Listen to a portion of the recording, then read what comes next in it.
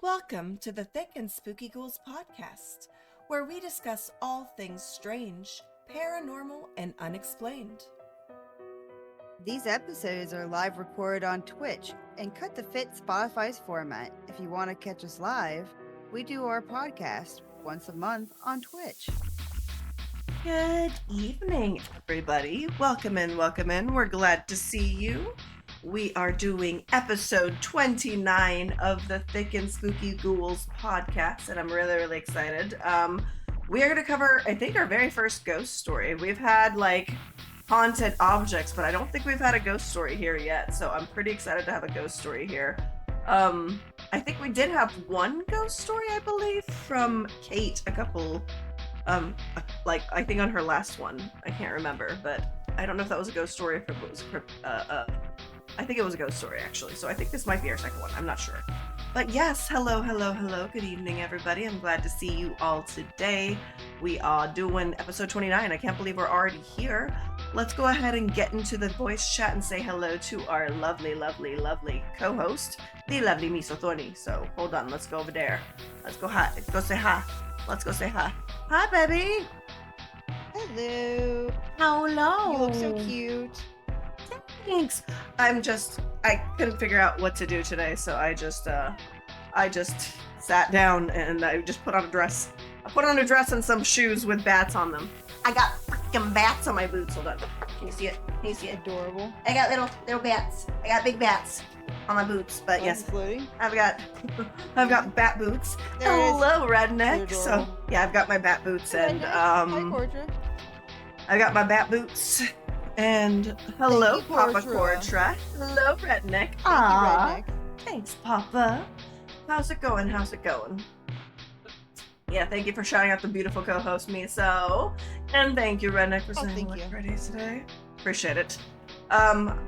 I finally added some color to my hair because even though I haven't bleached it, I've dyed the blonde parts black and it just keeps fading.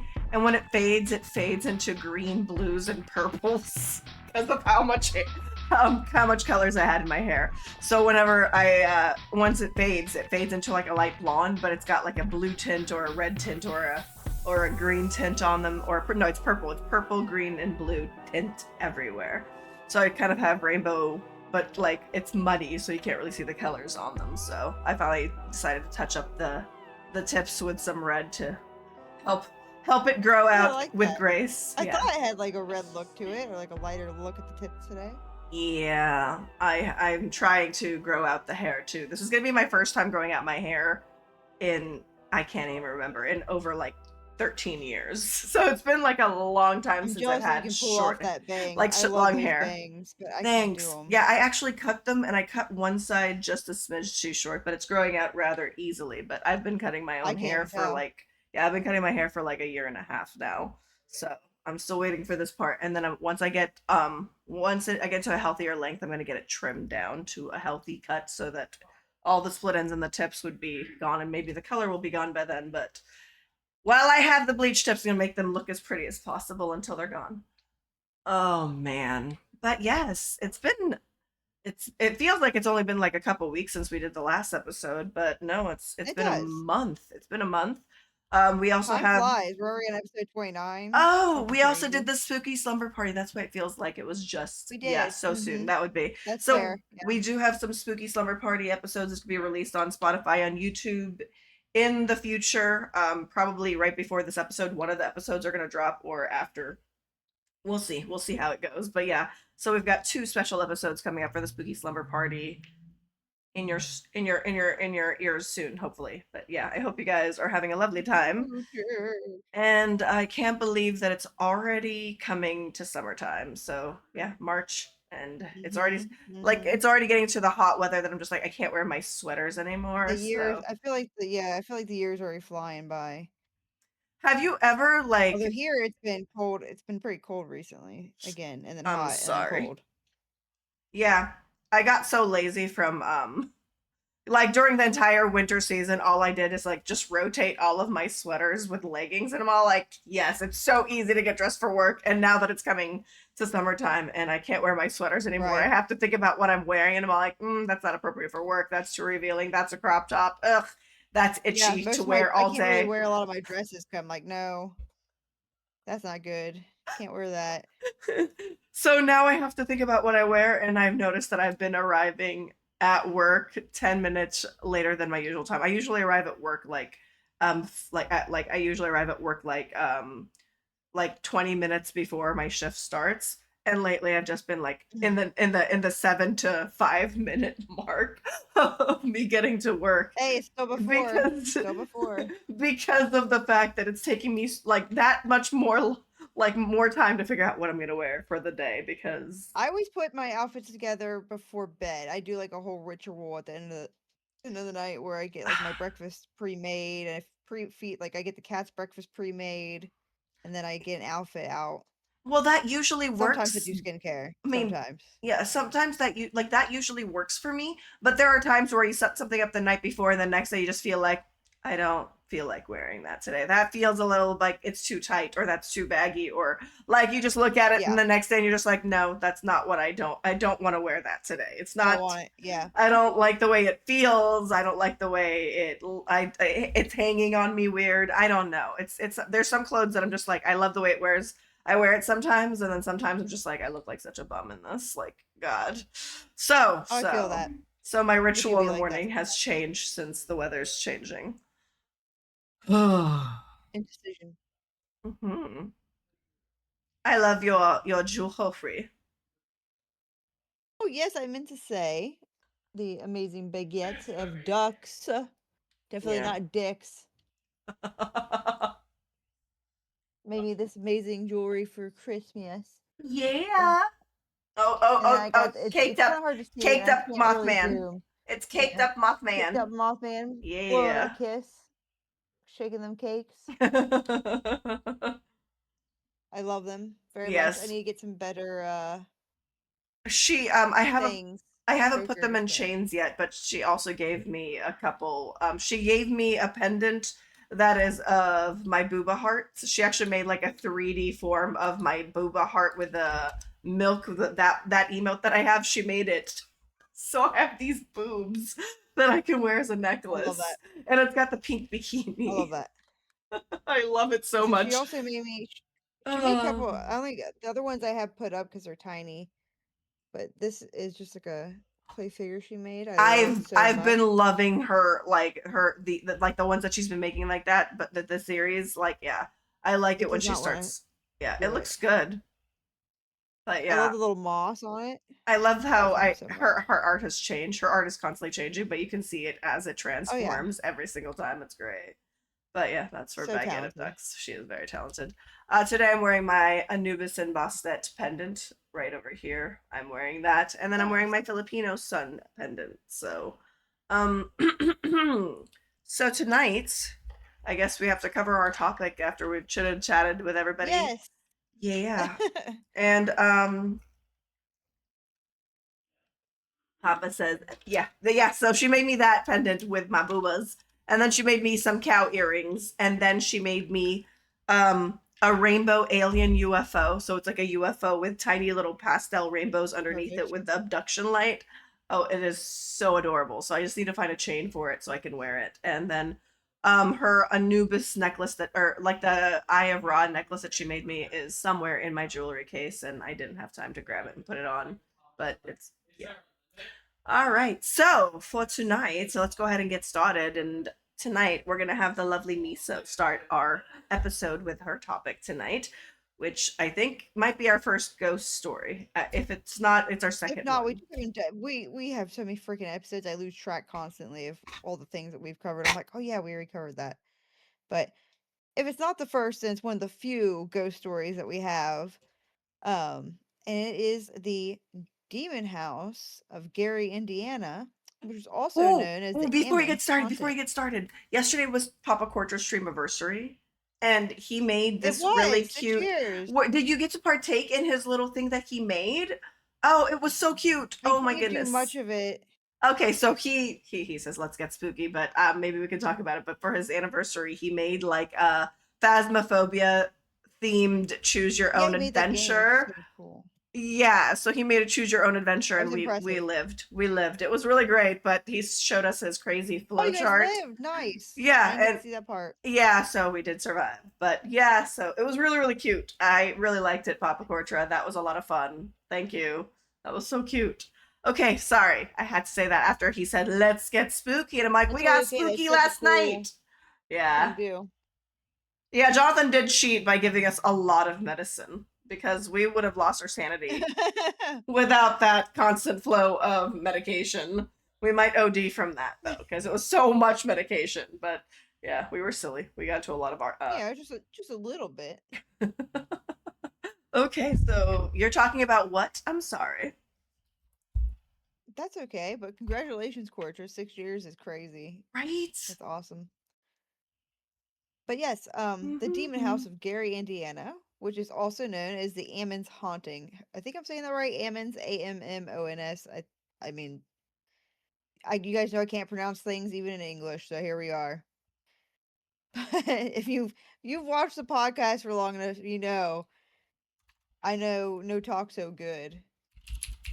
But so this was back in November of 2011.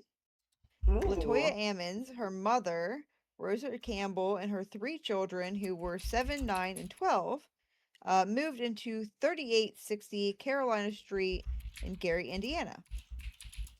Latoya claims that shortly after they moved into the house, she started noticing strange and creepy things. For instance, large flies would congregate on her front porch, even in like super cold temperatures. They would just keep coming back. You could kill them, you get rid of them, and they'd always a bunch of huge, nasty, like black, those gross horsefly looking things, always just congregating on her porch. Same area every time. And then she also said that she had her mother Rosa Campbell had heard footsteps in the basement, the doors creaking. Typical. If you think of a haunting, you think of footsteps, doors creaking, that kind of stuff. But her mom started experiencing that. And she even alleged that she had witnessed a shadowy man, a figure of a man, pacing in the living room, and even found boot prints, which would be, you know, terrifying. Honestly, my first thought would go straight to, is someone in my house? But Yeah. also, if it is a spirit and they're leaving footprints, that's not good. Like, that seems like a very strong type of presence. But she also claimed that she was choked by the unknown force. So it's escalating Ooh. from your stereotypical haunting of, creaking doors and Well, footsteps to being choked. yeah, I remember that's kind of what happened with Annabelle, where it was just first like a little bit of Mm-hmm. movements, then she would Escalation. transport into different Mm-hmm. rooms, and then she then started going into your dreams, and then she choked that guy in his sleep. Yeah. Sorry, Annabelle. Absolutely. Oh, Annabelle. Oh, Annabelle. But yeah, it's escalating. Like you said, like Annabelle, like where it starts out real calm and just kind of like weird, odd things, scary things, but nothing like that you're scared for your safety at that point. But after, and then she was choked. Her mom said she was choked by this unknown force that had been making all these noises. Um, the older son allegedly was thrown across the room by the same unknown force. The younger son allegedly had his eyes roll in the back of his head and was growling, saying, "It's time to die and I will kill you," as if he was possessed. The family reached out to their physician, Geoffrey Oniyuko, on April 19th, 2012. I probably butchered that. Um, classic. But on April 19th, 2012, he visited the house during the supposed haunting. He noted the behavior of the children in particular was delusional. And he did not believe that it was haunted at all. He believed that there was literally a case of like neglect and delusion in the children. Someone from his office then contacted the police, and after the police arrived, the children were taken to the hospital. This is where the older boy was described as acting completely normal, rational.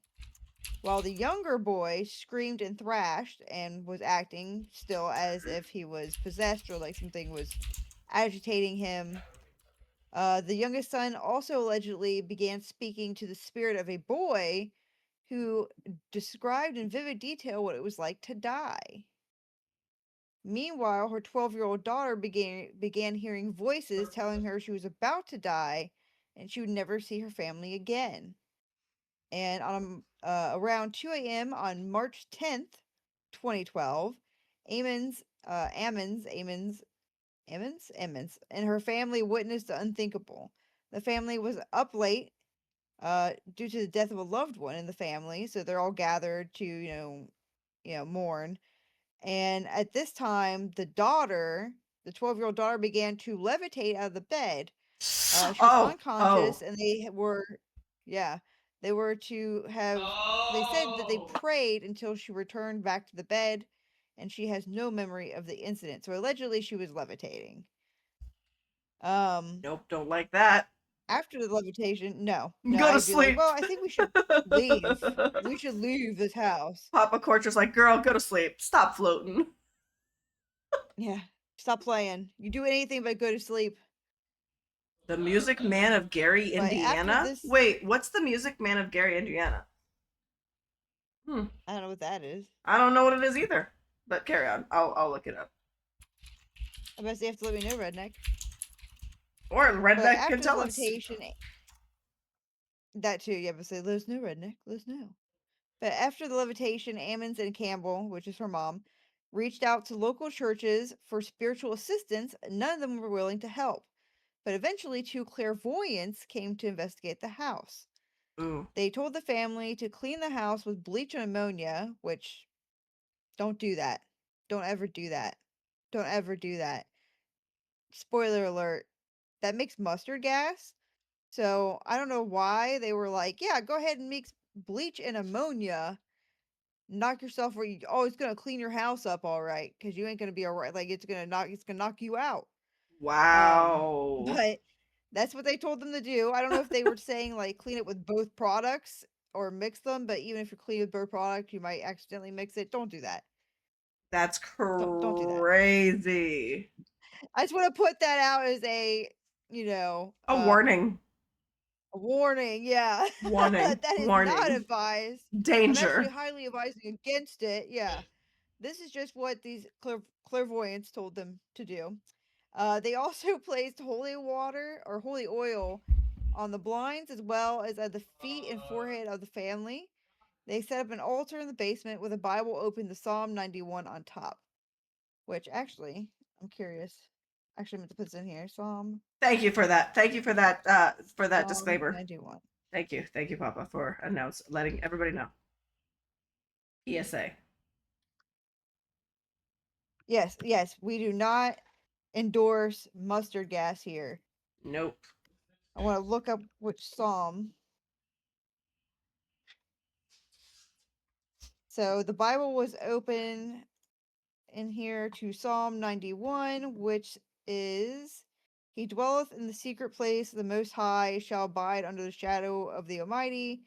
I will say of the Lord, He is my refuge and my fortress, and my God, in Him I will trust.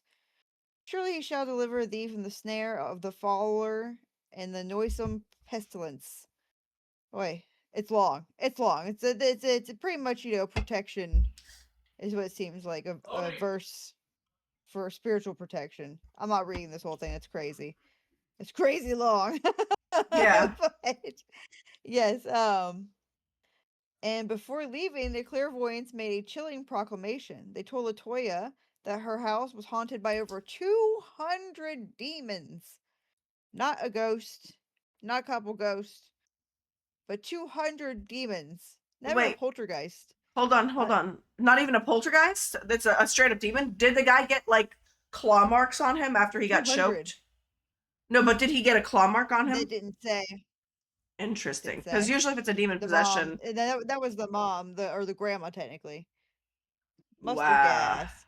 Wow. That's what the demons are. It's just you hallucinating because you are huffing mustard gas. But yeah, they said your house isn't just haunted. It's haunted by it's possessed by 200 demons. That's Uh, crazy. and that their house was a portal, of course, to hell. That's how 200 demons would get through, as it were. And also in 2012, the Department of Children's Services, or the DCS, was alerted about this family.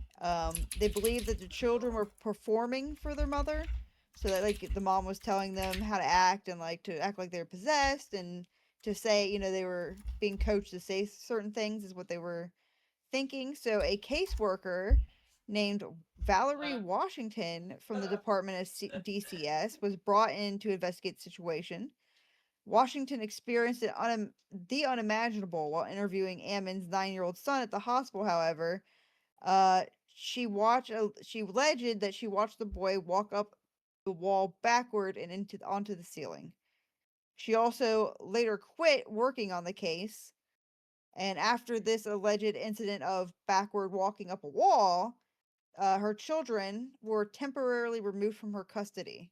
Oh, So I'm not sure if this means that the DCS and the police believed that the caseworker Washington actually did see this child walk up the wall, or if that they were more convinced that it was some kind of hoax. You know what I mean? But either way, the children were removed temporarily from her custody. But yikes. there's even some police officers who allegedly had witnessed paranormal activity at the household, including 37-year-old police captain Charles Austin, who believed the paranormal activity occurred in the house, and also took an alleged photo published by the Indianapolis Star claiming to show a shadowy figure when no one was home that he took from outside the house. And Doc, if you wouldn't mind popping that photo up for me. I got you, baby. Yeah, spooky, spooky. So spooty. For those who aren't watching, which don't forget, Daku uploads these all to YouTube. Little wink, wink, nudge, nudge there, If you want so to you see can us. watch as well as listen. Yes, Yeah. but this photo shows the outside of the house, and they have kind of like one of those awning sunrooms where it's like a windowed in area that before you go into the house, and it looks like someone is standing in the right side window. It's actually quite a distinct human figure. You can't see a lot of facial details or anything, but it definitely looks like a person. Yeah. And this was taken by the police captain, allegedly. Saying allegedly because it's all very speculative, and I'll get into that here in a little bit. But Hmm. now, if it's a legitimate photo, that is quite the full body apparition that they caught That's crazy. in that photo. Yes. So even though the kids were taken, there was people, like I said, in the DCS and in the police department that believed that there was actually paranormal activity going on here, including the clairvoyants who have very terrible cleaning advice. Um, They were trying to kill him. Father, they wild behavior to do that. When I was doing research and I saw that, I said, bleach and ammonia. You're like, What what? the What are fuck? you doing? Why are we making weapons of war in our bathroom? What are we doing? That'll get the demons out though. I'll tell you what. Everything out.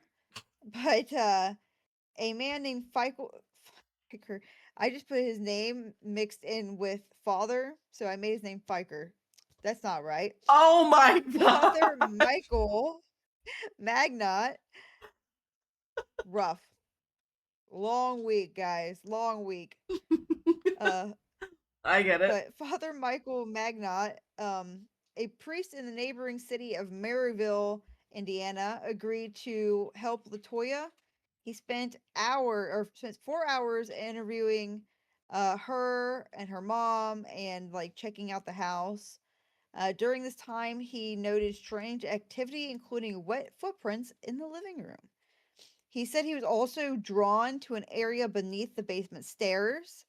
The concrete there had been broken up and filled with dirt, and he had theorized that some sort of satanic worship could have taken place there after finding various objects buried in the dirt, which I'm just gonna say it for me. That's goofy, in my opinion. Like, oh, there's dirt here with random objects and it's Satan. Immediately, like, it's just, but it also makes sense because it is priest, and that's exactly what they would jump to. And what do I know? It could have been, but it was just interesting. But I mean, the clairvoyance did say it was a portal, so again, I could be wrong, but it just kind of seems like a easy out a lot of the time. So like, yep, Satan worship. Yep. Sorry, let me move my notes decided to close on me there. Anyway, but yeah, I was like, yeah, that's about right. That's about right. So the fathers sought permission from the Diocese of Gary, which is, the essentially the diocese is of the Catholic Church is like the government of the Catholic Church. They are it's literally a church government. So they control all of the decisions, and like you have to get permission from them to perform exorcisms, like priests report to them. You have fathers, and then you have like underlings. I forgot all the names. I'm terrible. I went to Catholic school for 2 years. And I still don't remember all the things, but there's a bunch of different layers of priesthood and Catholicism government, and you have to get special permission to perform exorcisms. And he had sought that um, so he could do an exorcism on Ammons and the house, but he was denied. However, he was able to perform a minor rite of exorcism. He did this to Ammons 3 times, including once in front of police officers and a DCS case worker. Eventually, Ammons was reunited with her kids, and a year after moving into the house, they left and never looked back, which you wouldn't have caught me there longer than a couple months with something that like that going on if my kids are. I mean, I get again, circumstances or circumstances, whatever. But like, we're under a bridge for a month or a year, guys. Sorry, we have to figure it out because we're not gonna stay in the 200 demon portal, the demon portal 500. I can't hear you. I see you. I see your lips moving, but I don't see. I don't hear you.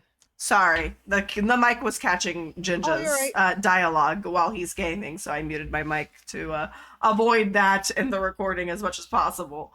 Um, I mean, that just sounds, yeah, like I would not. I'd be like, nah, nope, we out, we No, out. we I gotta don't want to go. be here We have got to anymore. leave immediately.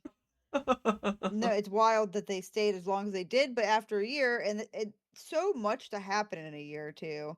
Oh yeah, Um, no.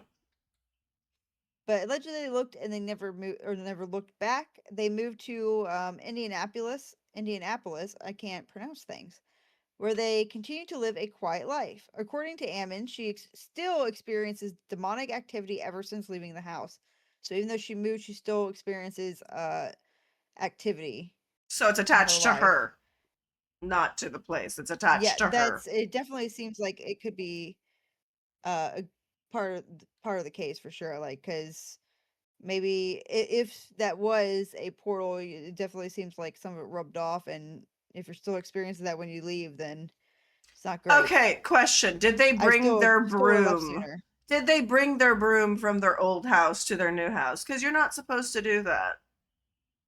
You leave, That's it. you, You know you what? buy a brand new Good broom. question. When you move, you don't New bring your broom. broom. You buy a brand new broom, okay? Don't. But yes, don't Silly, bring the silly. broom. Don't bring the broom from your previous home to your new home. Don't do that. No broom. No broom. Buy a new broom. That's all. That's my wisdomly advice for you. So It is very wisdomly. I wonder if it was hard to That's not a sell good. it. I can't say words. Well, I mean, they were renting, Okay. so they just didn't renew the lease. Yeah. But it's not even attached to the place. It's literally probably attached to her, which sucks. Or him? Is Well, it from her? what it said, it made it seem like she was still having activity, but it wasn't to the same degree. So I do think that if it's all true, then some of it is definitely attached to her, but that she got it exposed, I guess. I don't know how to explain it. It's just a remnant that went with her instead of like the entirety of what she was experiencing. You mean she took one out of the 200 demons with her? Yeah, she took Shit. one lowly demon with her and left 199 behind. Oh no. 200 on the dot. Beautifully even number. So the house has even drawn the attention of, you guessed it, I bet you guessed it, Zach Bagans.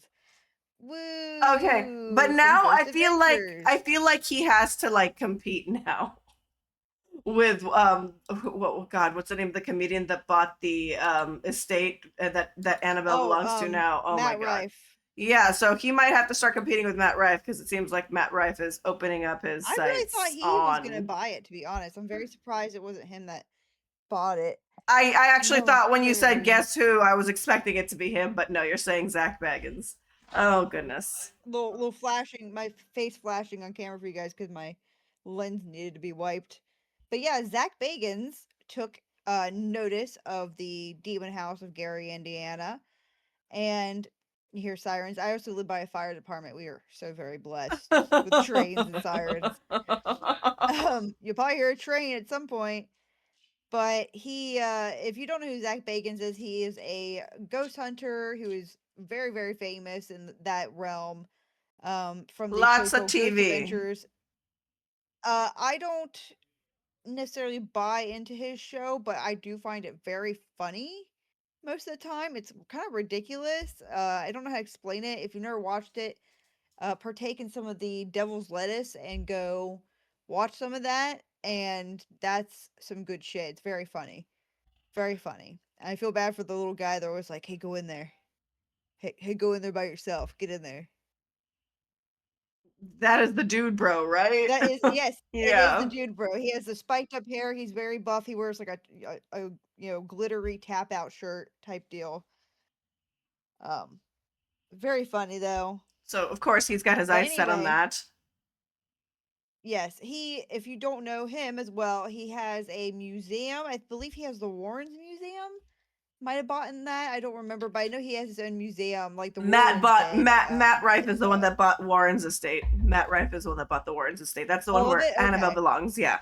He yeah, but okay. Well then, he has his own then. Okay, yeah. Zach has his own ghost museum. And so he's very interested in like haunted objects or alleged haunted objects. And I guess the house is kind of just one giant house of objects. So he actually ended up purchasing the demon house in 2014.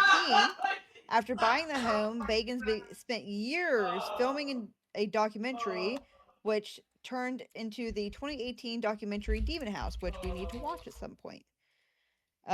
He claimed that the documentary took longer than they had anticipated due to the haunting at the demon house, crew members walking off set, and Bacon's having to fire an increasingly aggressive crew member who had been affected by the house, which to me seems like if your staff that is working on your movie is becoming possessed because of the house that you're recording in, it's kind of fucked up to fire them for that. Like, oh shit, they're possessed. You're fired. Take the demon with you. We're down to 189 now, guys. um 189 demons left. like every time someone moves in, Like, they we're just take a tearing through them. ghost. They just Oh, come in, they take a they ghost take a with demon them. with them. They're They like just take a demon with them. You work they're like, okay, you're coming. recording there, you take them with you. It's the ghost distribute no, the demon distribution system. Anyone that moves to Center. Oh my that god. house. Yes.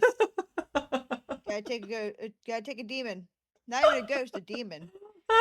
There is okay, we're gonna side tangent for 1 second. There is an episode of Ghost Adventures where they have a guest guy with them and they are in a saloon and there's whiskey on the table and the guy that's with them is like, oh, I've never had such an urge to drink this whiskey. I'm gonna take a shot of this whiskey. Oh my god, it's making me want to take a shot of this whiskey. And he's just hammering the shots out while blaming the ghost for making him want to drink this Oh, whiskey. all And the right. guy's like, "Oh my god, I've never seen him like this before. I've never seen him drink like this before." He's possessed. We It's just gotta the fire funniest him. shit. Yeah, it's the funniest shit. Right, get him out of here. Oh, it's just so fucking funny. But yeah, 10 out of 10 comedy. But he believed Bagans, like I said, he was firing possessed staff, I guess. That was a weird. I tried to look more into that, didn't really find anything to clarify. So, yeah. But he believed the house was so evil that he had it torn down in 2016. So he spent the first 2 years recording, and then he had it tore down, and then he released it in 2018. Um, However, the basement stairs and some of the dirt that was beneath the stairs where the priest had said that he believed satanic worship had happened, are still his possession and on display in his haunted museum in Las Vegas. In 2024, which this is something I did not know, even though I had watched this movie on Netflix when it came out, because I was seeing memes from it. Which, once I say it, people are probably going to know exactly what I'm talking about. But in 2024, there was a film called The Deliverance that told a dramatized version of the Demon House story. And it was directed by Lee Daniels. So if you guys have ever seen the movie The Deliverance on Netflix that came out in Hold on. 2024, that is the movie, obviously dramatized movie based off of this. And it's also not a good movie. I had no I'm fucking sorry. I'm idea when I sorry. watched it. Sorry. I was trying to figure out what movie. I'm sorry. I was trying to figure out the push to The talk option Deliverance. here. Deliverance. Oh, okay. What was that one about The again? Deliverance. Yeah. In 2024, it's there's a bunch of memes from it, but it had, oh, what's her name? Very famous actors are so super surprised was in it. 2024. Trying to remember her name. There's a couple I was surprised, but I was really surprised that she was in it.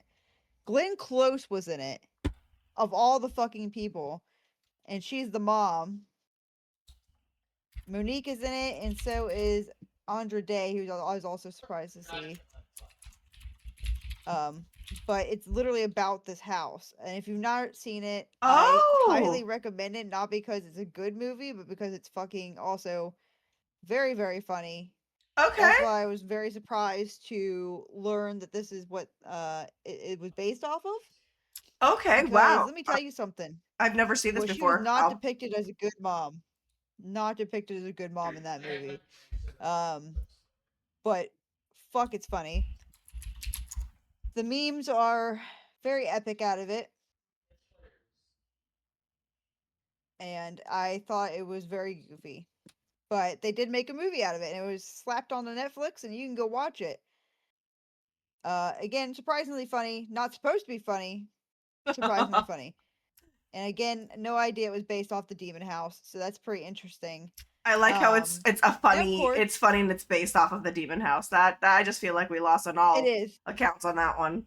I was like, oh no shit. That fucked me up learning that. But it's not no, it's not a good work of art. And that's why I was like, Clinton Close, what the fuck are you doing in this? Because she's like a very big actress, so I was very surprised she was in this. Uh but of course, people are very split on whether or not they believe that the Demon House is legitimate.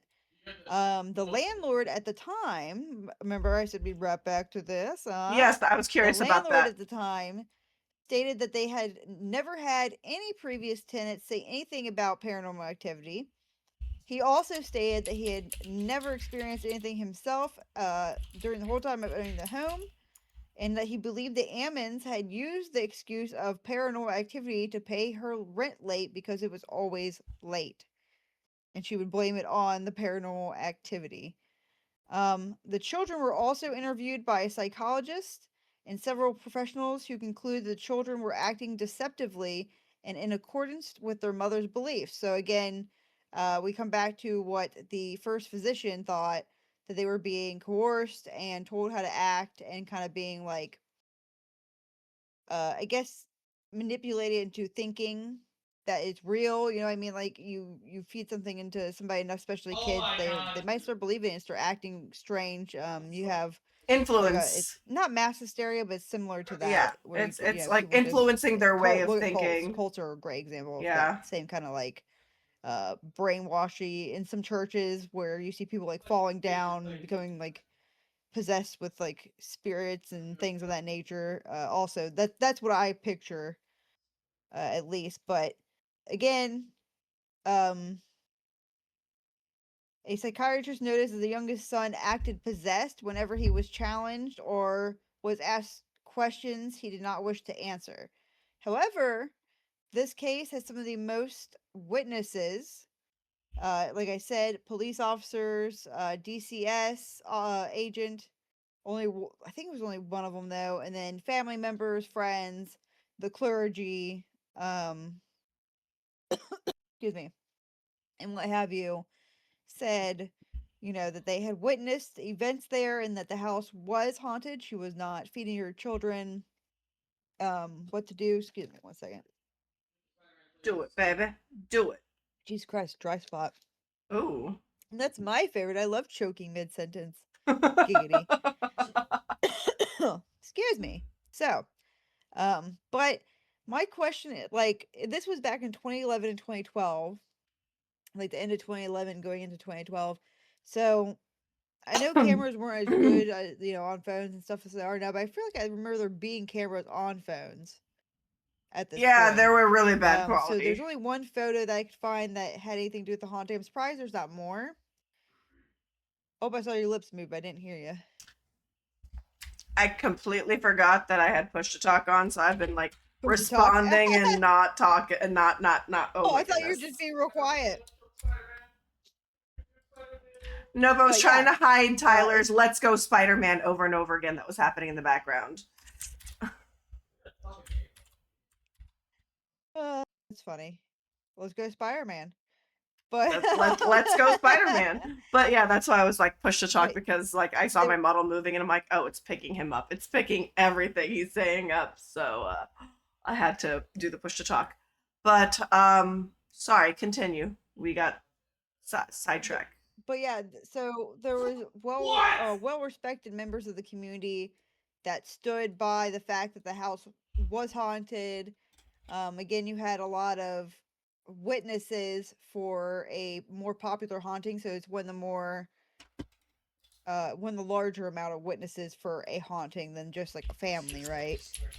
But again, you had a lot of skeptics. But there was also a large amount of documentation behind it, with the fact that there was police officers and DCS agents and doctors that came to the house, and of the different people who documented that she reported this, at least at minimum. Um, she was going, like, she didn't. It wasn't something you heard, like she was just telling people later on. It was something she was actively reporting, something she was worried about and telling different people, about. So it's one of the more ones with more proof, I guess, in certain ways than others. But for me, I don't really know. I think it sounds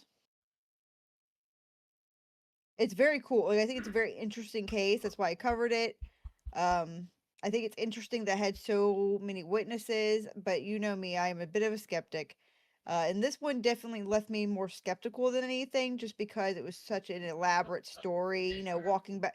And again, the walking up backwards up the wall, some of the people said, oh yeah, he walked backwards up the wall. And some people said, like, the grandma was, like, kind of pushing him, like, holding him, but he kind of walked backwards up a wall, like, partial way. It wasn't like he went all the way up and flipped like they made it seem like he did. And some people said, yeah, he did. He went up to the ceiling. Um, some of them said, no.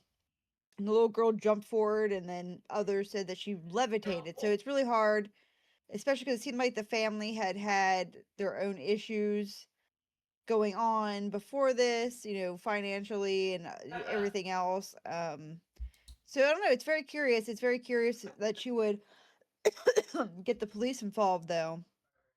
Well, I guess Yeah. she didn't. It was it was, the doctor had called the police, but the fact that she had gone out to get help from the doctor, or, like, she said this stuff was happening to her kids before they were involved and all that jazz. So it's very interesting, at minimum. Very cool case, very interesting to hear about.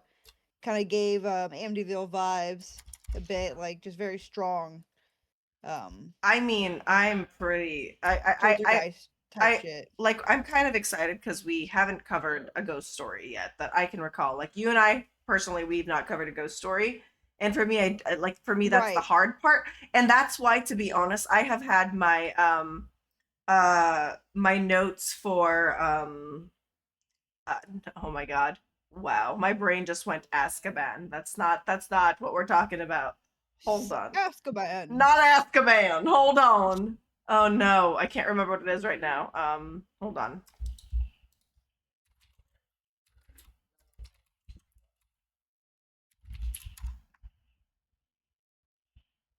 There we go. I got it. It's Alcatraz. It's the other A. But yeah, Alcatraz. Yeah, Alcatraz. so I actually have half of my notes done for that. I just haven't gotten to the hauntings and the ghost in that area because it's Oh, so there's a bunch of hard it. to find Yeah. information on Daunting. what ghost to even cover on that. And so I have had my notes ready. No, not ready, like halfway done for Alcatraz, and I have yet to cover it. But I am planning to cover it real like soon. It's just the notes aren't where I wanted them to be, and I'm struggling Oh, I with get it. the ghost aspect of Alcatraz, which is what makes it appealing, you know? So I just really need to get down into it Well, I'd because rather for you some take your reason, time and feel yeah. confident, in your stuff and not be anxious about it, because I'm sure it'll be very worth the wait. Yeah, Plus, just so being comfortable with it in general. yeah, so I am planning to cover it soon. It's just that I just need to sit my butt down and actually go through the ghost stories that's here and the hauntings from here and see which are the more popular choices for them and which ones are the most interesting. So that part is just giving me the over like I'm Do you overwhelmed like already. do you like my spooky ghost background I for love it. ghosties? I love the orange Uh, ghosties. I was gonna say, I was like, well, we're having ghosts. I gotta get some little ghosty ghosts back there. Yeah, it's cute. So uh who has bought it? Do we know who's oh But no, yeah, who's renting it now? no, I remember Zach Bagans tore it down in 2016. He had it demolished after he Why? purchased it after a couple of Why? years. Cause he's well, remember I said because he thought it was so evil. He thought it was so evil that it needed to be demolished, so he tore it down. Wow. I missed that. Sorry, I was probably Mhm. distracted trying to figure out how to Yeah, push. no, it's totally okay. I know you've been having issues with your Oh my with goodness. your It's actually gone? Oh, what? That's fucked up. Yep, You bought it yep. and it's It's something that's totally historic gone. and just gone. Yep, he bought it and he spent the few years making the movie, which is The Demon House, which is something I need to watch. His little documentary. And then he demolished it. He bought it in 2014. Uh, recorded for a couple years, and that's when he was firing people for becoming possessed. And then in 2016, he said that he believed the house was so evil, and he had finished his documentary, so he had it torn down. And then he released the documentary in 2018 after doing production on it. Okay, so So that that guy is gone. that's insane. Well, I'm glad Hi, you covered Sassy. it. I'm so sorry that that happened. That's so shitty. How dare he? Yeah, I'm gonna say. Well, I mean, it's very interesting that you would say it's super haunted and not keep it around. I guess because I don't know why he would. My thought is maybe he did it so people can't go and do any kind of fact checks of his movie. But what do I know? Allegedly, supposedly, that's just my theory. That's my opinion. That's a bummer. That's a bummer. But whatever. I guess we at least got the stories from here. I just want, well, Right. who knows? He could have just unleashed those 200 demons to all these surrounding places. That's what I was I'm literally like, about to say. Like, if there was 200 demons in there, they're not anymore. I mean, Not anymore, bitch. where it would like it's a collection of energy and you just remove like the posts that they've been attached to. So what happens to that? Yes. Or Like whatever was keeping them in the house and not, or the place. So, good job, bud. more You reasons to did not it. be a fan of Baggins. Hmm.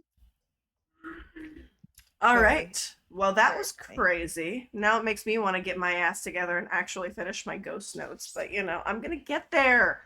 I'm gonna Oh, get there. spooky ghost. Yeah, you are. But I am excited for my next two topics, so I don't feel like changing them yet. Also, I've already finished the flyer art for the next 2 months, so the artwork is done for them. So I'm stuck with those Very topics nice. on those. But yeah, let's go ahead and take our first break for the night. All right. Good evening. Good evening. We are back. Hold on. Let me go ahead and get into the just chatting screen. Looks like our beautiful Meso Thorny is already back in the VC voice chat. I wanted to say voice chat, but I said VC, so I went VC.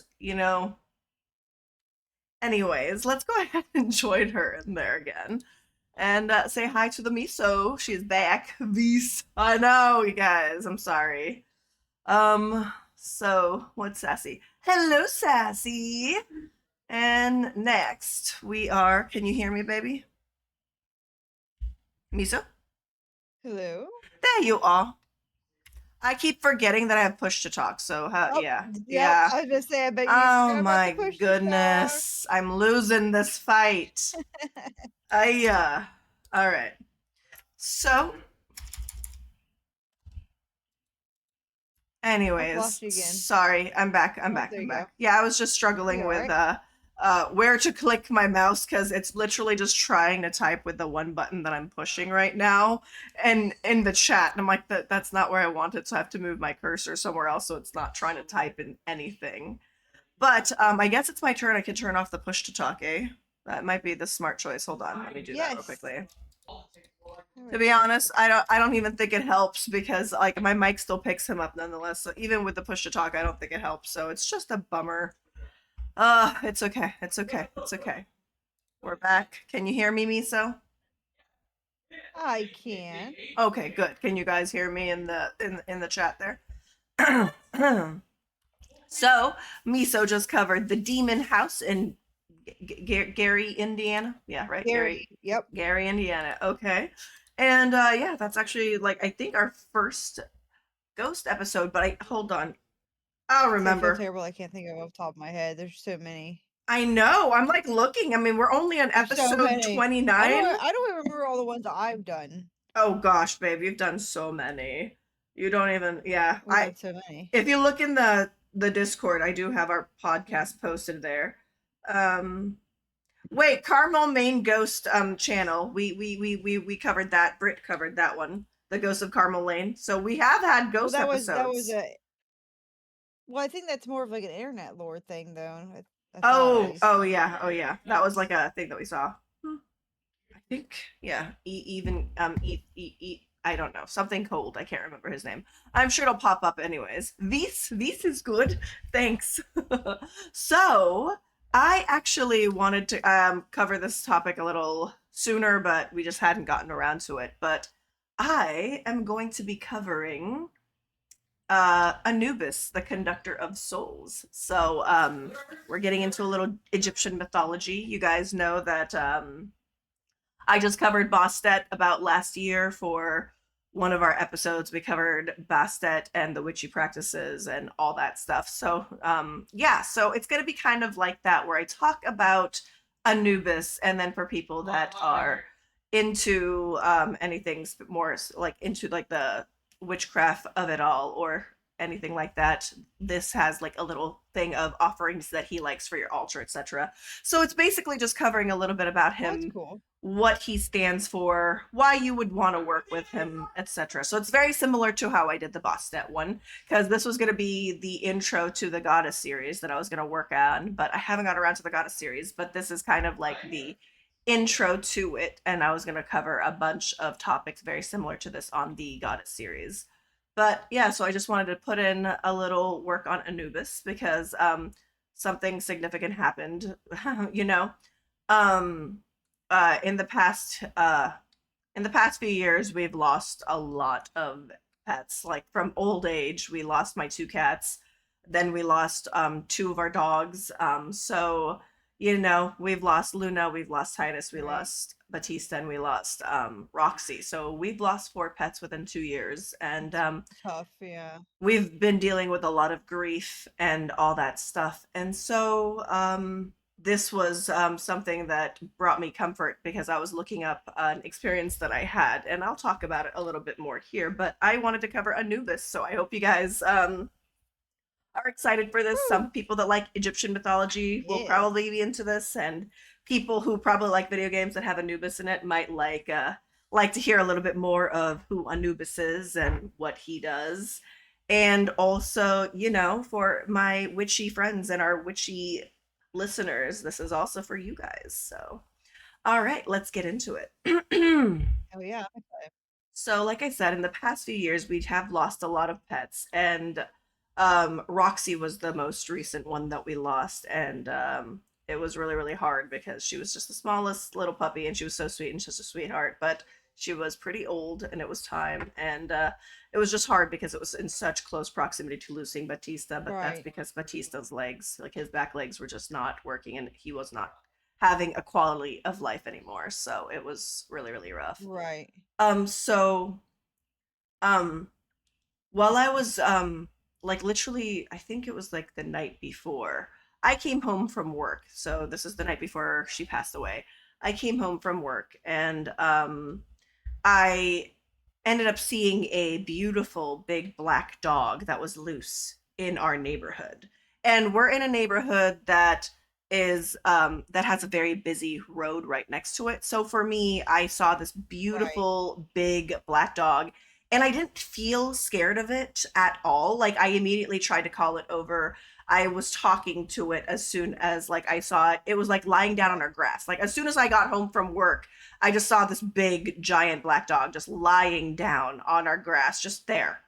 I wasn't like, and like I said, I said hello to it, I approached it and all that stuff, and the dog, just like sniffed my hands, walked around me, and just like was hanging out in the front yard. And I decided to check for tags, and the dog didn't have any tags. And from the looks of it, it may have been a big dog, but it was definitely not even a year old. So and it was just such a beautiful dog. And so we had to call we tried to call the pound, just or not the pound, we tried to call the vet to see if there's anyone that's reported a missing dog. We've also posted on Nextdoor. We posted it in a couple find my pets websites and posted that we found this dog, Mhm. etc. And so we also called animal control because we were gonna get the dog sent over to animal control to see if they can find the owners, or if not, we didn't have the capacity to have this dog, right? Even though now in my soul I really wish that we kept her, but she was a sweet girl, super super nice, and I was able to approach her, and she didn't know me. I knew nothing about this dog. It was our first time encountering, and she kind of just sniffed my hands, and I was able to Right. gently pet her head and her nose, and she was very very much like she was very reciprocative to being pet. Yeah. And so I kind of got a bowl and put some water in the bowl and let her drink some water, and she kind of drank some water, and then we fed her, and she looked like she wasn't starving, but she didn't eat any of the food, but she did drink some water. And so I was so concerned because like I didn't have any way of keeping her, so we kind of let her into the garage because I didn't want her running into the streets, and I didn't want her interacting with our Right. dogs inside of the house because I don't know how she is with other dogs at all. So she might be fine with me, but she might not get along with other animals. So I had like this stressful Mhm. moment of like, where do I put this dog and keep her safe? But I also, where do I keep my dog safe? Like, where do I put her? And so we just decided to put Absolutely. her in the Yeah. garage with us. And she followed me into the garage and she ate like a little some of the treats that I gave her, and then we closed the garage, and she kind of freaked out when the garage started to close, but then she kind of just like stayed next to me a little bit more aware, but then she just kind of like, the garage closed, I sat down on the chair in the garage, and she just kind of lounged right next to me, just like sat next to me. And so for me this encounter is very very, it stuck with me. It stuck with me because I connected with this dog in a way that I've never just connected with a random animal like that, especially being as big and intimidating as she was. I was surprised that I felt zero fear for this dog, like zero fear of this Right. dog. Like I, like in my soul, I knew it was just a good dog. It was a good dog. Probably could have killed me, but but so we tried to call the vet, and the vet said that we can take her there and all that stuff, but we couldn't get her in the car. So I decided that we couldn't get her in the car, so it was time to call the pound to see if the pound or the animal control can take care of it or whatever. So that, yeah, it was the pound if they could take care of it, because if we had nowhere of storing it and we can't even take it to the pound to get its tags, I just didn't know what to do. So we called, and Right. finally someone responded to my post, and then I exchanged private messages with them. And I was kind of annoyed that I posted a picture of the dog because he pretty much explained to me what he saw. But one thing I did know is I didn't show the bottom paws of the puppy in the picture, because I wanted to make sure that this guy was like not some weird person that's going to take this Legit. sweet dog Yeah. and put it in a dog fighting ring or something like that. Like, my fear for this dog, like, I was so protective and so afraid of this, of like anything bad happening to this dog, because I like literally felt like it was my responsibility to make sure that this dog is safe. Um, and so I was annoyed that I posted the picture because he just described pretty much what the picture was, but I know that I didn't post the picture of her back legs and her back paws.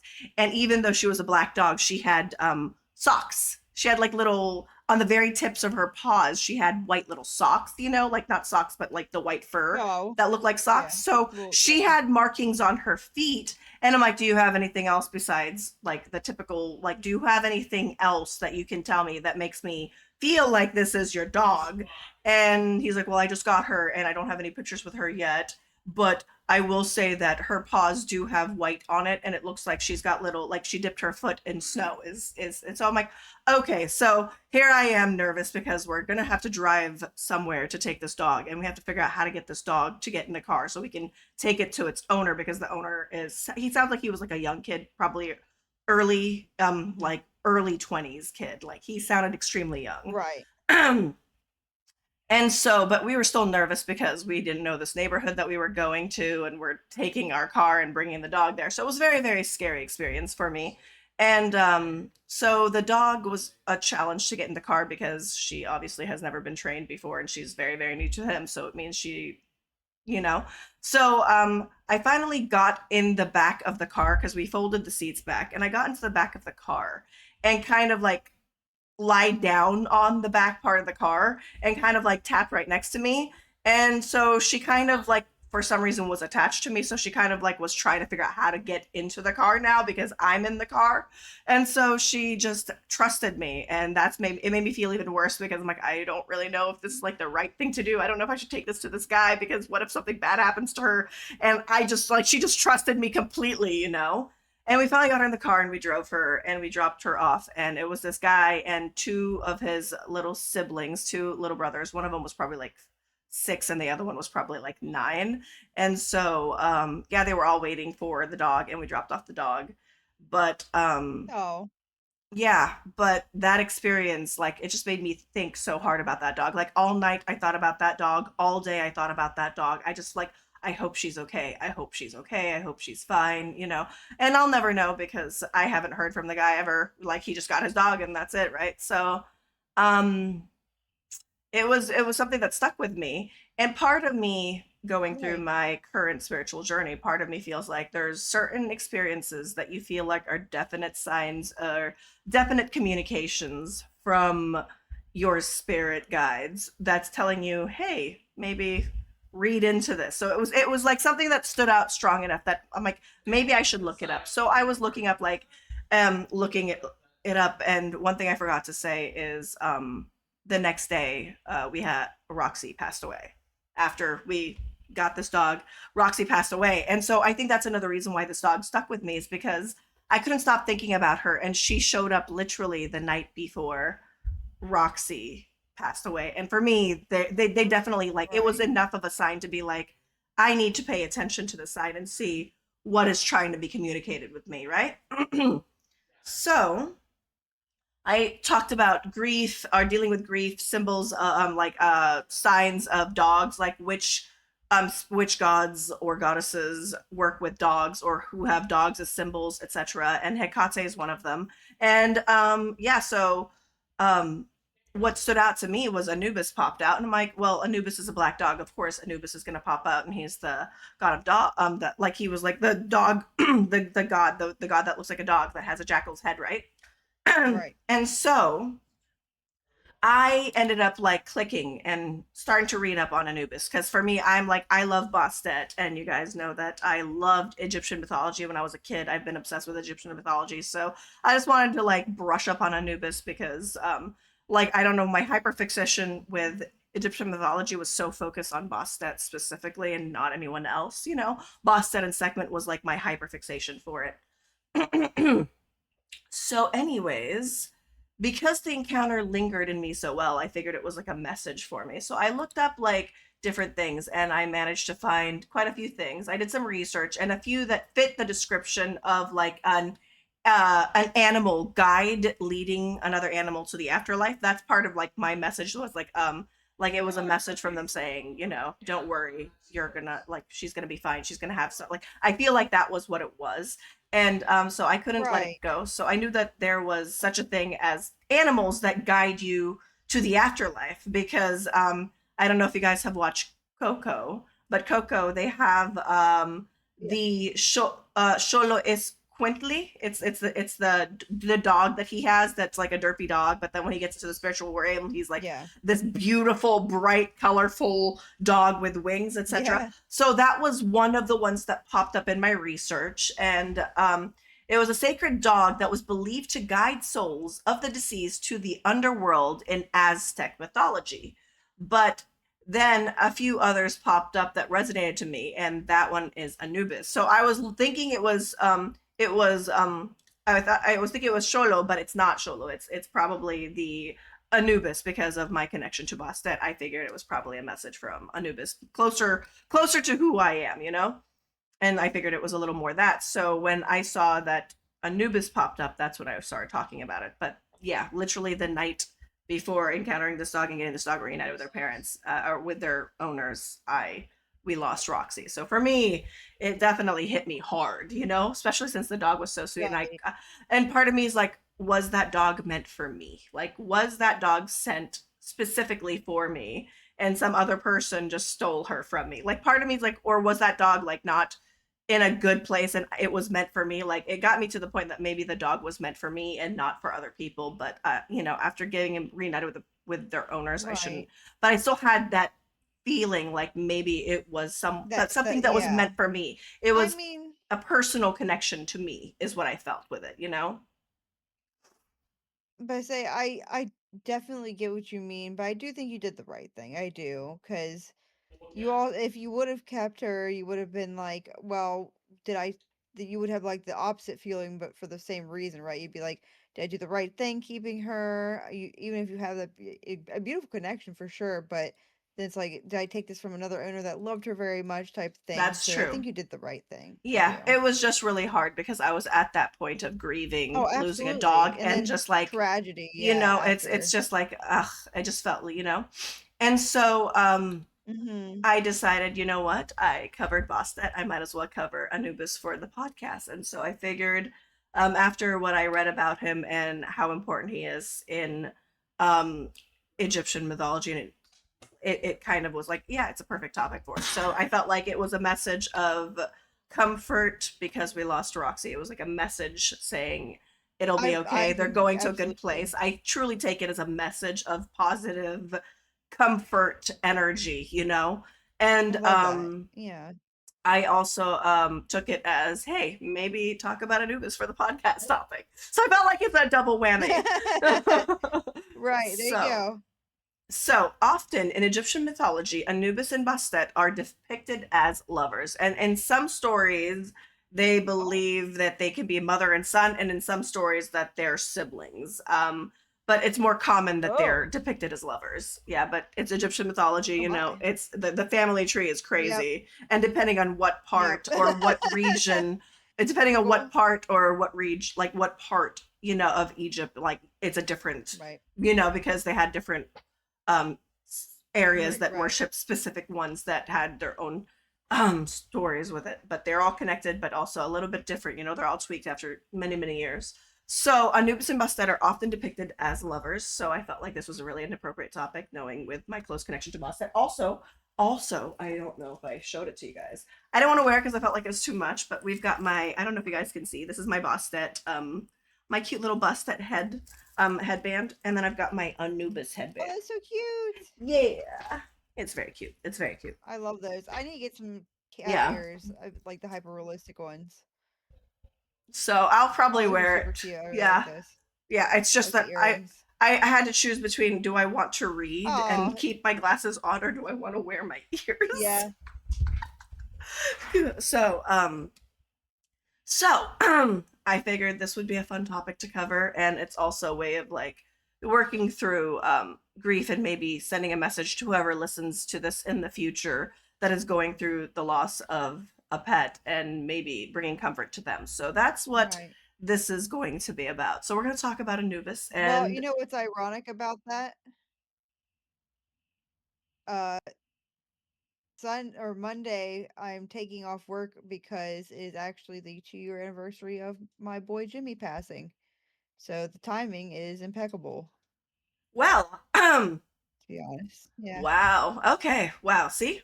I had these notes ready in December, and here we are in this time. Like I had these notes ready for December. Like I did Right. That's crazy. I had like during December, during the time that I had a chance to have like a little break, I definitely like took the time to do a bunch of notes. So I started a bunch of notes, finished a few of them.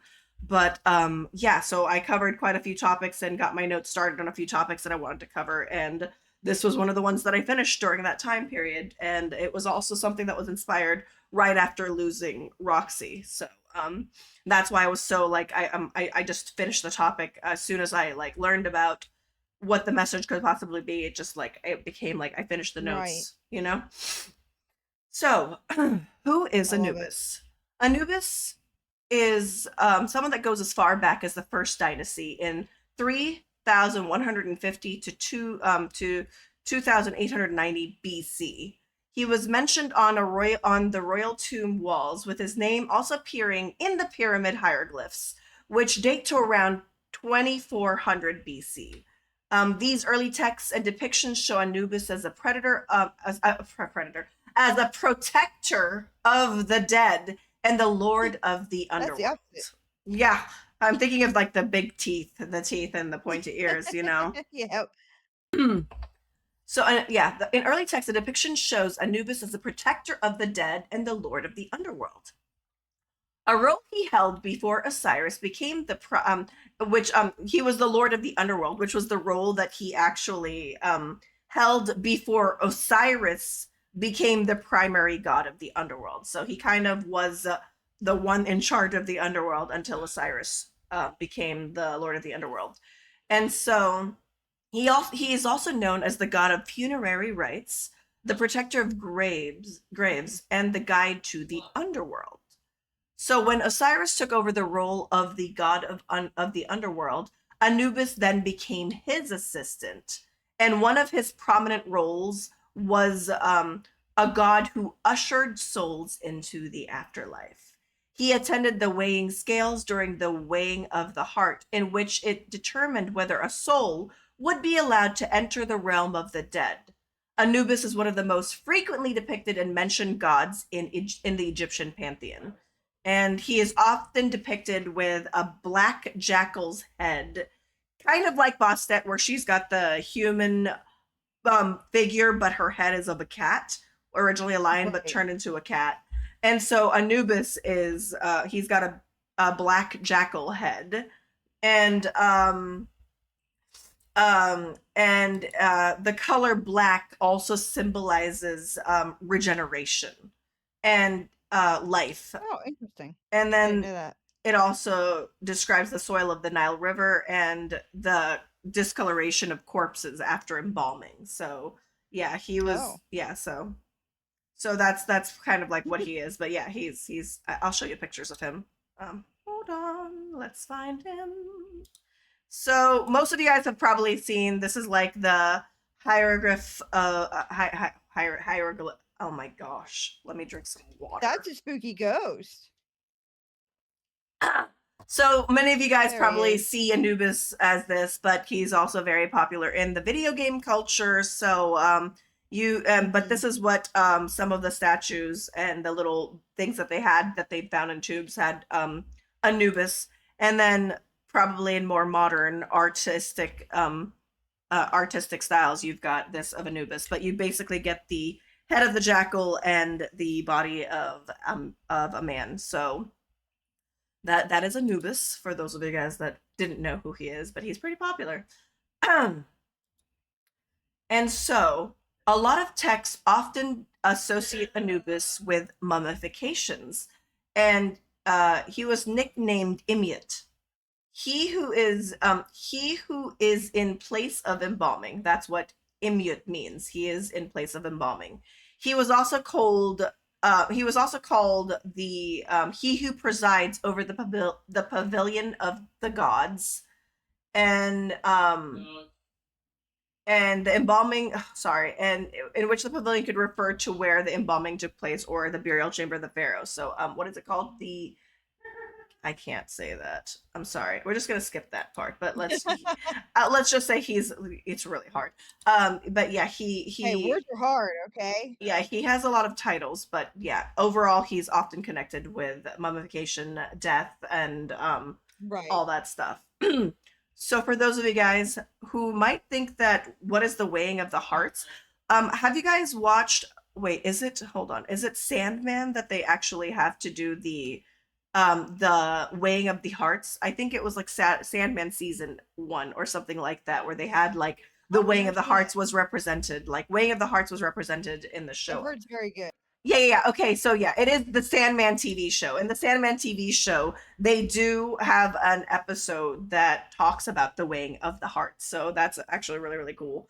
And so, like I said, one of the roles of Anubis is he is the guardian of scales.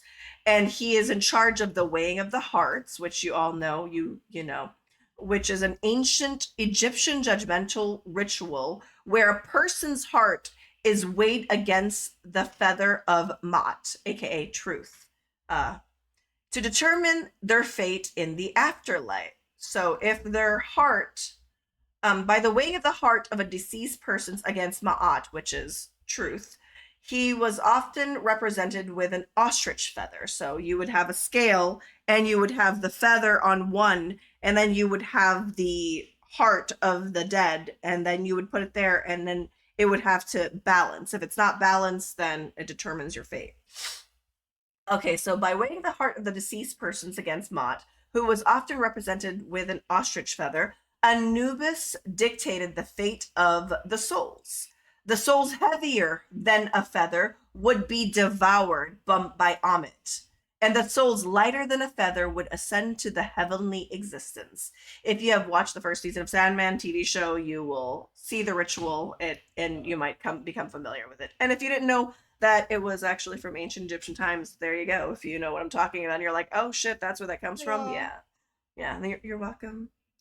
But yes, and it is said that it's not unusual for Anubis to appear before a pet's passing. This is a sign of Oh, respect and comfort. He appears as a way to honor your bond with your pets. This should be seen as reassuring because it shows that you had a deep love and loyalty you shared between you and your pet. He is also there to help your pet into the peaceful transition in the afterlife. Anubis also serves as a promise of a reunion in the afterlife. So, um, that is what made me really cry when I did research and explained, like, when I did research on my encounter with this giant dog and how, like, it felt like a bond. It felt like a very important bond.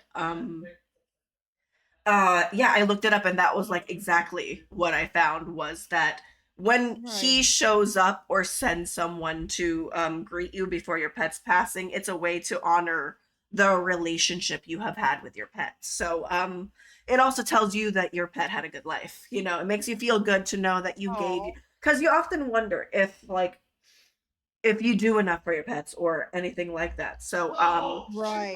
getting a Absolutely. message like that can really, really really, really fuck you up, you know? I think that's beautiful. Yeah.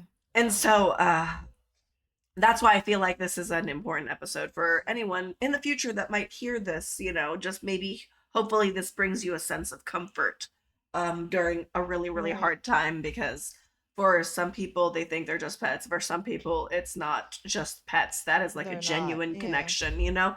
Like I feel like my Yeah. cat Titus is, if soul pets existed, he was That's mine. how I You feel know what I about mean? Coley. You know? Yeah. So ooh. So sorry Absolutely guys. agree. Don't be sorry. It's true. People, I feel like we underappreciate pet loss, and like people don't give it the respect and the grieving that should be allowed. Because losing both of my dogs was, like you said, it's fucking devastating. And then I feel like Coley, my cat, is my soul animal. It's very stressful, and like you said, you've unfortunately experienced a lot of loss recently, so it's nothing to be sorry about. It fucking sucks, but at least we get to give them good lives, and everyone should be doing that. And you did a fantastic job, so I think it's beautiful that And you also, got this. I was so scared that we were going to lose Ozzy because he wasn't looking like he was recovering after surgery, but just update on Ozzy. He's doing well. And today, after I went to the Oh, it's grocery fantastic store, news. I went in the backyard and sat and watched some videos and did a little gardening in the backyard. And when I came in, I was so excited because I saw him on the cat tree downstairs. So he's starting to No, explore the house. So he's no longer hiding underneath the bed or just staying upstairs in the right? He's kind loft of or the adjusting now. bedroom. He's starting to come and become his old, like, go come back to old Ozzy, you know? Yay! So it's nice to see him by the cat tree when I came in and I looked at him right before the podcast was going to start. I was just like, oh. And so for me, I'm like, I'm talking That's about such good Anubis news. today. Yeah, I but he's told doing you he would good. get back to it. He's a Oh, tough man. cookie. He just needed to get used to his situation. Whew. Sorry. That's great news. I'm so glad. So, in addition to presiding over the tombs, other powers of Anubis, one of his duties was to be the road opener of the north, just as Wepwawe or Upwat was for the south.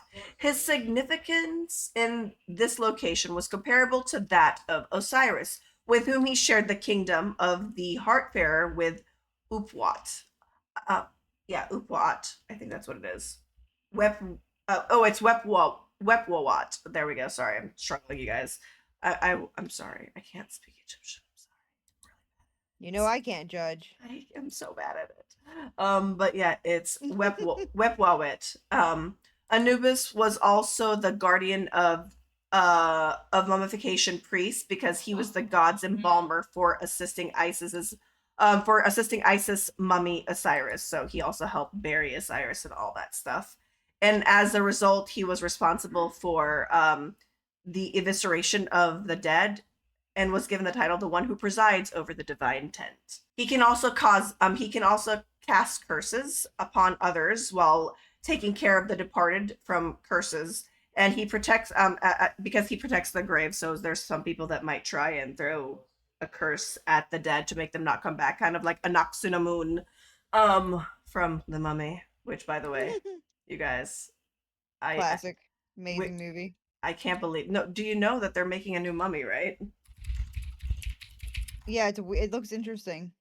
Like the new, yeah, I'm and curious to see how it's completely different, but no. you're talking They're about the spooky one, or is there a new one with no Brendan the Fraser? Mummy, the one with where Brendan Fraser's coming back. Oh, I did not know that. Yeah, it's I thought you were oh talking my about the gosh, The weird Mummy 4. So The horror Mummy ones 4. coming out. Yeah, The Mummy 4 is currently being made and it's supposed to be released in 2028. The Mummy 4 is coming out. I thought you knew that, but I guess not. So Anubis can cast curses upon anyone who tries to throw a curse towards the dead because he protects the graves. Let's get into the witchy part of it. So we kind of know what Anubis's role is. He is someone that protects the dead. He is a messenger for the dead. He is also someone that ushers souls to the afterlife. And he was often invoked and worshipped and you like invoked, especially when it comes to mummification back then for burial purposes and stuff like that. And even with the pharaohs, he was invoked for that. So this is for Yeah, that's the a witchy witchy. practices, okay? So Anubis, like Bastet, actually still has many, many followers to this day, and he is still ushering souls in the afterlife. I mean, I feel like I experienced that with, having to see, like having uh that encounter with that dog kind of I felt like was like him saying, "Hey, what's up? I'm gonna let you know that they're gonna be okay." I feel like that was the message, is like, you did a great job, Right. you gave them a good life, and they'll be waiting for you. So I love obvious, that. like that to me is take as evident that he's still existing, just like I believe that Bostet still exists, and I just think that she has a new operation called the cat distribution system, and I legit think that she is the Yeah, right. manager of the cat distribution system. By the way, I have a concept, and I need to find a company that makes shirts, because we don't have a way to make merchandise anymore, but I wanted to make a Bostet cat distribution shirt. My idea. TM. But yes, I wanted to make a little cat Love distribution that. shirt with Bostet's cat distribution system. I really, really want it. But yeah, so I see her as like actively doing that as her current quest and mission in life right now, or mission in the immortal plane. And then I see Anubis as someone that's still ushering souls. So if you are wondering, if you are considering working with Anubis, or wondering if you are the right person to work with him, or if it's something that would work out from you, I am going to share a few things about him to kind of help you see if he might be someone that you want to work with. Um, so if you're someone that's seeking protection from harm, if you need someone to help you guide through really hard changes in life, like some of the challenges that we deal with, we go through challenges, and if you're going through something like that, he's really, really good for that. And if you're someone who is dealing with so much loss and grief, he's really, really good at giving you that shoulder to cry on, and giving you the strength. So if you're someone that has that, that's been dealing with grief and you're feeling lost, he is the perfect one for you. And if you want to go and further your collection and align with Anubis, another thing that a lot of people that worship Anubis, a lot of them actually work, are care for the dead. Like that's a way of honoring and working with Anubis, is caring for the dead. Right. So it's a great way to further your connection, strengthen your connection. And if you're someone that already works in this fields and you're wondering who to work with, maybe consider Anubis, because he is the perfect fit for people that work with the dead. And so, if you happen to be a mortician or a funeral director, he's a great choice for you. If you're a gravekeeper, he's another really, really good choice for you. And even if you're someone who creates floral decorations for funerals, so if you're a Hmm. floral director, that deals with a lot of people, that's another way of honoring your bond and your work with him. And then, due to him being the god of embalming, and the guide for the souls, he would be actually a great match for someone that works with that, or even someone that works in hospice care, because it's you're kind of doing the same thing in this plane, where you're caring for the person, preparing them for their time of passing. So you're playing in the same job and role for him. So that's like a really, really good fit. So if you're someone that's in any of those fields, you would, yeah, maybe Anubis is a great choice for you. He's really chill. He's chill like Boss said, to be honest. Um, He's a chill guy. and if you don't feel like dealing with the dead, another way to really, really connect with him is if you're someone that works with dogs, if you're someone who takes care of dogs, grooms dogs, or any type of other canids, which is other canine creatures, like he's a great one to work with, because that's a way of honoring him, is working with dogs or other type of canids. That's another really, really good choice for you. So if you're a vet or a vet tech, he's a good choice.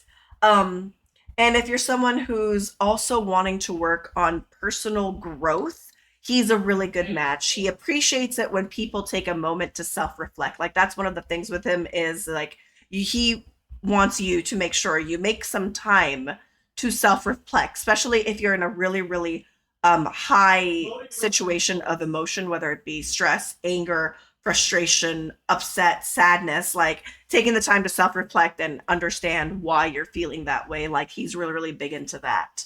And so he is a great person to work with, and aside from like him being known as the guardian of the dead, he is open to working with anyone who wants to um, transform their life, change their life, or someone that is seeking out wisdom. He's a really good solid person to lean on for that. And he is widely regarded for the ability to protect people who are under his guidance. So if you're someone that feels unsafe or someone that needs to feel protected, he's a really, really good choice for that. He also helps build your strength. And he is someone that you can rely on for safety when you need it the most. And he is a protector of travelers too, because he's so good. He ushers souls there, so he helps you with your traveling as well. And yeah, he applies to like traveling all over the places, applies to more people. So if you're not into the field of working with dogs or the dead, that's okay. You don't have to. It's just another way to just further connect with him. And then, like I said, if you're looking for change and need help on a spiritual path, he's or want to transform your life, he is precisely what you would need. He is very calm. He is very neutral, and he actually might help you if you're more of an impulsive person, because him forcing you to take the time to sit and reflect will help with your impulses. So he, because of his calm and neutral energy, he's not judgmental, but he'll still lead you the direction. But it's like a good, firm, tough love. So if you are Right. someone that's already working with Anubis, or if you're sold and you want to work with Anubis, he actually doesn't need an altar. Like you can make an altar for him, but he doesn't need it. And common setup for a lot of people that do the spiritual practices, a lot of people that do witchcraft and Wicca, they do make shrines or altars. And altars are usually just a way to further show honor and respect towards the spiritual guides. So even if you're not a follower of Anubis, you don't like, and you're someone that is curious in like practicing witchcraft or working with some gods, they don't require an altar. For some people like that, I don't have the space for that. I don't have the room for that. It's not required. That's just what is a Right. common thing for people that can afford space. They do create space for the altar. So if you are someone that has an altar, some stones that are great for the altar of Anubis is the obsidian stone. Onyx is another good one. Hematite is a good one. Black tourmaline is a good one. And then, of course, a statue of Anubis or a figure of a dog or a canid creature. So if it's like a figurine or a stone that's carved into a shape of a dog, that's another way of thing you can add to your shrine. And then the Ankh symbol, which I don't know if you guys can tell, but I've got the Ankh symbol here, is the symbol is a symbol that you can put on your shrine because it is known as the key of life. A lot of people know the Ankh symbol as the symbol of fertility, but it's actually the symbol of like the key to life. So yes, it is fertility because you create Nice. life, but the Ankh is actually the key Life. to Right. life. And he likes skulls and bones. So if you're someone that collects those things and you want to leave like a little skull or some bones there, he likes it. And he also likes keys. So if you have some keys that you want to put in a shrine, that's a really good offering for him, or a good decoration for the shrine. And then for offerings, um, offerings are things that people sometimes give. Like for me, sometimes I offer roses to my shrine, or I offer catnip to my shrine, or I even offer hot tea and I put it in the shrine for a couple hours for there as an offering. So for some people, they put offerings on their shrines. So a couple things that he likes is he likes offerings of bread. He likes offerings of beer, fresh water. He's fine with just water. He's okay with just water. Um, um, Water is good. yeah. And please be aware if you Water is are life. putting things on your shrine and using it as a tool that you're offering something to your shrine, be aware that the cup that you are using is no longer just a cup. That becomes like a goblet for yours because you don't want to have something that you use on a day to day and like pour coffee in it or pour tea in it and put it in the shrine. No, it becomes a sacred item. So when you use a cup, make sure you find a cute cup that you like. And yeah, use that special cup for offerings and only offerings. You It's shouldn't now use the it for Shrines anything Cup. else. Yes. Yeah, that is now the shrine's cup. That Yeah. is now what you've given to That them. Shrines Cup is not your So cup. it's now the vessel for your spirit guide. So that becomes the vessel. So just remember that that becomes a vessel. So it's really, really important to remember that you just have a cup specifically for your shrine, for your offerings of tea, wine, beer, coffee, whatever your spirit likes or god or goddess likes. Um, so make sure you find a nice cup. I've got a beautiful one that I bought from a fair, and it was a handcrafted black mug that was pottery. It was like a goblet that was made by at a fair, and so I bought that, and that's what I have on my shrine. Um, for a little more focus on like if you wanted to give gifts that are like more specific to Anubis besides the bread, beer, and fresh water, he likes wine. He likes dark beer. He loves cooked meat, and he loves figs and almonds because figs and almonds are Good taste. existed back then, and so there's something that it's something familiar to them because it's something that existed during their time here, right?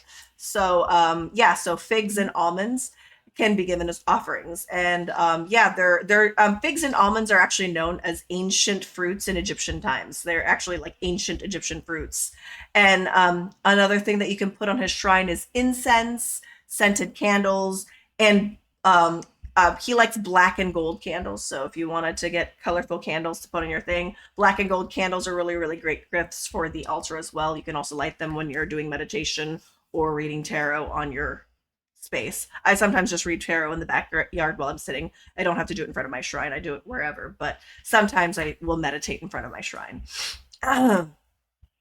And one of the more modern day offerings that people offer Anubis now is he likes black coffee, dark chocolate, rum, and any kind of dark colored candy like licorice candy or cola flavored like any dark candy is also a really good offering. And for people that are offering candy to their shrines, usually people keep it there for a week, or for some people they ask if they can eat them and they'll take it from the shrine, but they have to ask permission before they eat it from their shrine. So if you're giving candy as offerings, you can either toss them or you can consume them, but before you consume them, please just ask permission or let them know that you're going to like just basically ask permission. Right. Yeah. Give them some advance notice. Yeah. Yeah. Yeah. Um, and if you're curious on how to dispose as offerings, you can leave them there for a few hours or a few days. But you can also consume them, but you have to communicate that you're going to consume them because that is their space. When you create an altar or shrine, that is their space. You have to respect that space. So that's all I really have for Anubis. It seems a little bit short, but I hope you actually learned something new. No. And great. Yeah. like if you feel like Anubis, if you're someone that's beginning your connection. journey, or if you're someone that's been searching for some guidance, and he seems like someone you want to work with, maybe decide to see if you can invoke Anubis and see if you can work with him. Um, um, so when you if you want to hold on. So if you think Anubis is a good match for you, you can, or for your spirit team, all you need to do is actually light some incense as a sign of respect and saying a simple prayer asking him to work with you. Maybe even tell him your intentions and what you would like to accomplish in the partnership with him. So the way to invoke him is you go and find a quiet space, light an incense, put your focus in him, and focus on a prayer that talks about what your intentions and goals are and what you would like to accomplish from this partnership. I do wish you guys all happiness, and thank you for giving this little topic listen. I really hope that you guys enjoyed it. And when I get to my goddess series, I really look forward to covering more deities, gods, and goddesses. I have a list of people that I want to cover first. Medusa is going to be one of those, and I know that we have a lot of Medusa followers, and I feel like her story is very, very important. Oh, it's okay, Trin. It's okay. The train was all like, yes. So well, I thought it was done at one time. You'd be like, yeah, oh, Medusa, and then it started doing it again. So yeah, so I do have quite a few that I'm covering. I have like my notes that I'm setting up for it, but there will be a goddess series that's going to be more focused on topics more like this, where it talks about the deity or god or goddess that you want to work with. And it will give I you a like that. breakdown of offerings, stones, and why you would want to work with that person. So it's more focused on people that are going through that journey that I'm going through right now. And I feel like some people will be able to relate to that because there's a lot of people that probably are lost and unsure what to do, but they're looking for something or they're new to this. And it's really hard to get into it. So you just got to figure it out. And I'm hoping to give you a little guidance. And I was someone that was raised heavily, heavily Filipino Christian, super conservative. And I'm Right. someone that broke out of that religion, about 15 years ago, but I've been struggling to break out of it my entire life. Like I came here at junior high in the United States and learned that I don't align with a lot of the teachings that I was being taught from it, and it just felt wrong to me, and it just made me question everything. And that's when my journey started, questioning and breaking apart from a religion you were raised with. It takes a long time and it's really hard, but I promise you, you won't regret it if you're someone that's been doubting it.